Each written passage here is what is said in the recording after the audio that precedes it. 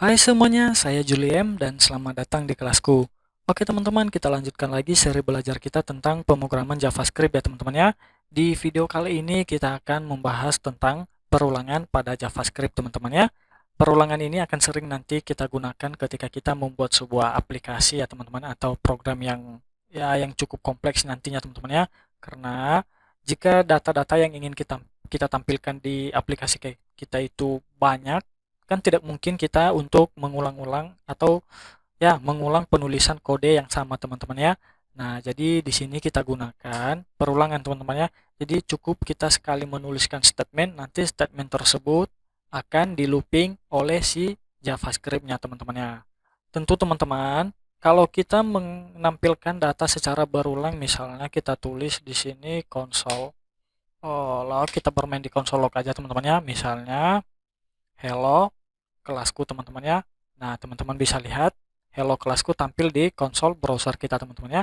Nah, tentu kalau misalnya data atau string si hello kelasku ini kita tampilkan secara 10 kali misalnya teman-teman ya. 2, 3, 4, 5, 6, 7, 8, 9, 10 teman-teman ya. Kemudian kita save dan kita lihat di konsolnya tampil ya teman-teman ya.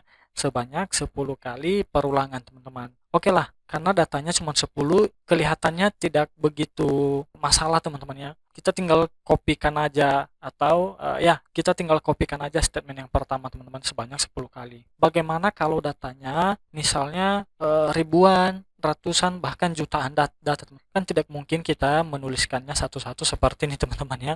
Nah, jadi disinilah kita bisa menggunakan yang namanya looping atau perulangan teman-teman ya. Oke, ini saya hapus dulu teman-teman ya. Kita langsung saja teman-teman ya. Nah, jadi di JavaScript itu ada dua jenis tipe perulangan teman-teman ya. Yang pertama itu ada yang namanya counted loop teman-teman ya. Kemudian yang kedua itu ada yang namanya kebalikan dari counted teman-teman, yaitu uncounted teman-teman ya. Uncounted loop teman-teman. Nah, apa sih perbedaan daripada counted dan uncounted loop itu? Nah, teman-teman, perbedaannya teman-teman, kalau si counted loop ini itu perulangannya itu jelas teman-teman ya. Kita tahu berapa banyak sih data yang akan di looping nanti teman-teman. Nah, sedangkan si uncounted ini kita tidak tahu atau bisa kita bilang perulangan yang tidak jelas teman-teman ya. Kita tidak tahu seberapa banyak sih data tersebut diulangi, di looping teman-teman. Nah, jadi seperti itu sih perbedaannya teman-teman ya, sangat simpel. Semoga teman-teman dapat mengerti ya perbedaan daripada counted dan uncounted ini teman-teman ya.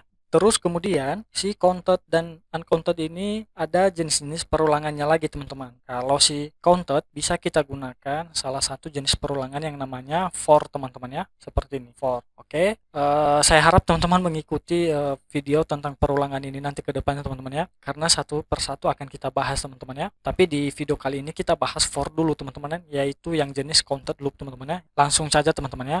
Bagi teman-teman yang memang sudah pernah belajar bahasa pemrograman di luar JavaScript teman-teman ya, mungkin bagi teman-teman perulangan for ini tidak asing lagi teman-teman ya. Mungkin teman-teman sudah pernah membuat perulangan data dengan bahasa yang lain menggunakan perulangan for ini teman-teman. Nah, jadi sebenarnya perulangan for ini struktur daripada codingannya itu sama teman-teman, dan cara kerjanya juga tentu sama teman-teman ya. Tapi bagi teman-teman yang belum pernah belajar sama sekali, tenang teman-teman. Di sini kita akan belajar bersama dari awal teman-teman ya. Di sini nanti kita akan membahas bagaimana sih struktur penulisan perulangan for itu dan parameter-parameter yang dibutuhkan si perulangan for itu teman-teman ya, dan bagaimana sih cara kerja daripada perulangan for ini teman-teman ya. Nah, langsung saja teman-teman ya. Jadi sintak atau penulisan kode daripada perulangan for ini teman-teman, kita awali dengan keyword for-nya teman-teman ya. Seperti teman-teman bisa ketikkan for seperti ini, oke.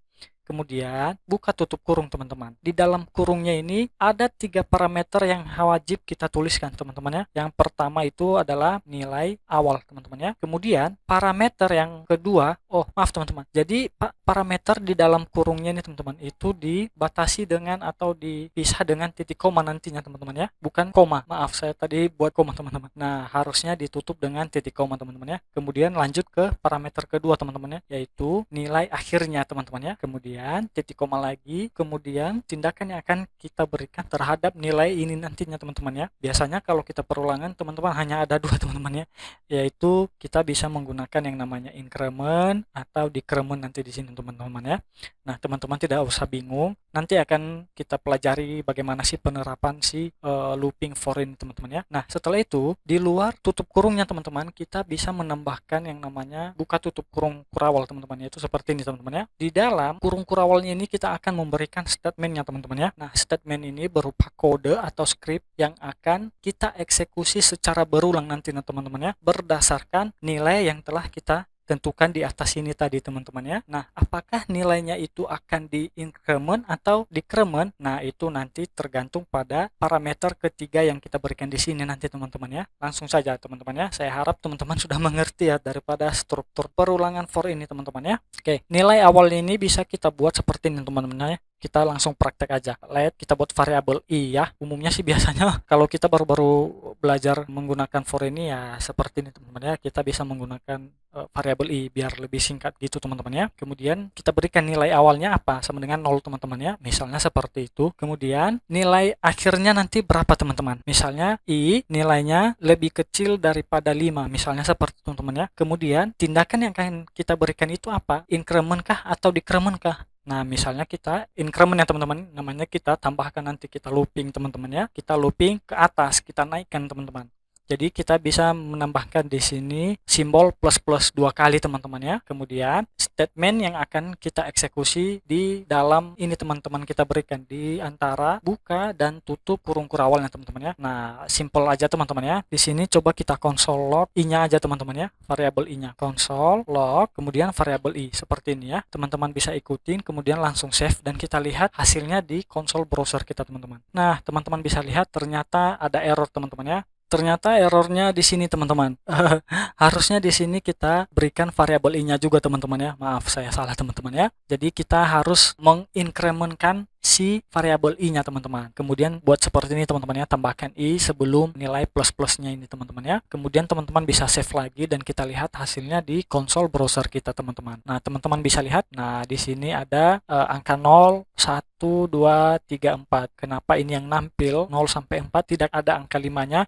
Karena di sini kita buat kondisinya seperti ini teman-teman ya. I lebih kecil dari 5 dan 5 itu berarti tidak termasuk teman-teman ya, kecuali kalau kita tambahkan sama dengan seperti ini teman-teman ya. I lebih kecil sama dengan 5, maka si 5-nya akan ditampilkan seperti ini teman-teman. Jadi seperti itu. Kita hapus lagi sama dengannya biar kita normal lagi. Jadi seperti ini teman-teman ya.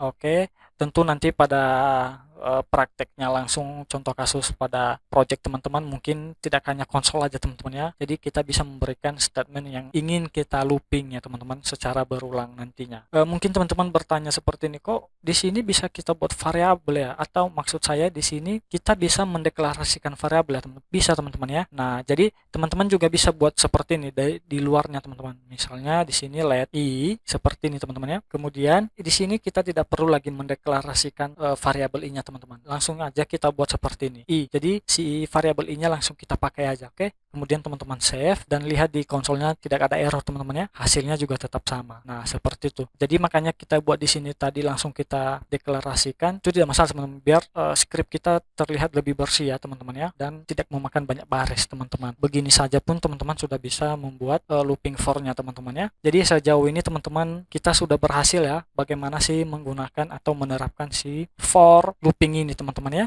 Oke, kita lanjut ke contoh berikutnya teman-teman. Bagaimana sih kita misalnya kita punya variabelnya let hari teman-teman ya. Kemudian datanya berupa array teman-teman. Untuk array ini nanti akan kita bahas pada video berikutnya teman-teman ya. Nah, untuk saat ini teman-teman ikutin aja dulu. Untuk pembelajaran atau materi tentang array ini akan kita bahas lebih detail lagi ke video berikutnya teman-teman. Oke, ikutin aja. Di sini kita punya hari yang namanya Senin teman-teman ya. Kemudian ada hari Selasa, kemudian ada hari Rabu teman-teman. 3 aja cukup ya teman-teman ya. Bagaimana sih kita ingin melooping hari ini teman-teman ya, data hari ini. Jadi kita bisa menggunakan seperti ini teman-teman. Ini cukup kita modifikasi aja. Jadi ini bukan angka 5 lagi. kita mengambil variabel harinya. Kemudian kita tulis di sini hari teman-teman ya. Sekarang kita mengambil berapa banyak sih data yang ada di dalam variabel hari itu teman-teman ya. Nah, di sini kan variabel hari ini kan datanya berupa array teman-teman. Jadi datanya ada 3 teman-teman ya, yaitu ini Senin, Selasa, ini data ketiga yaitu Rabu teman-teman. Nah, untuk mengambil panjang atau banyaknya data di dalam sebuah variabel, maksud saya di dalam sebuah data array, kita bisa menggunakan yang namanya keyword length teman-teman ya. Nah, jadi seperti ini. Setelah teman-teman menuliskan nama variabelnya hari teman-teman ya, kemudian kita sambung dengan titik langsung keyword length seperti ini teman-teman. Atau panjang data atau banyaknya data yang terdapat di variabel hari ini teman-teman ya. Sekarang kita coba looping harinya teman-teman ya, seperti ini. Kita bisa menulis di sini langsung nama variabelnya yang ini teman-teman, hari ya. Coba teman-teman tulis di sini hari, kemudian teman-teman save dan kita lihat konsol di browser kita. Nah, tampil teman-teman ya. Oke, jadi di sini dia melooping atau mengulang yang hari ini teman-teman ya. Kan datanya ada 3 teman-teman ya. Makanya nanti di sini yang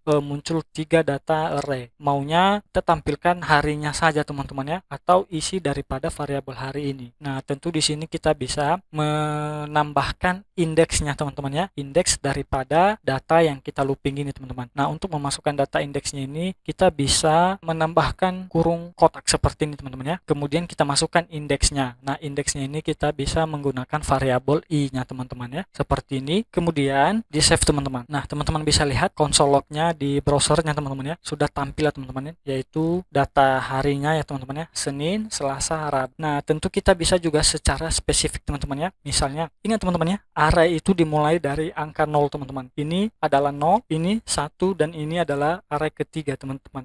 Kedua maksud saya, indeksnya kedua. Misal teman-teman ingin menampilkan data yang hari Selasa ini teman-teman, yaitu berarti nomor indeksnya adalah 1 teman-teman ya. Jadi i-nya ini bisa kita ganti menjadi angka 1 seperti ini. Kemudian save dan teman-teman bisa lihat di konsolnya itu nampil hari Selasa teman-teman. Seperti itulah kalau kita nge-looping data yang ada di dalam array teman-teman ya, dengan menggunakan looping for ini teman-teman. Ya, saya harap teman-teman mengerti ya bagaimana sih penggunaan for ini teman-teman ya. Tapi kalau masih ada pertanyaan, teman-teman masih bingung, tanyakan aja langsung di kolom komentar yang ada di bawah video ini teman-teman.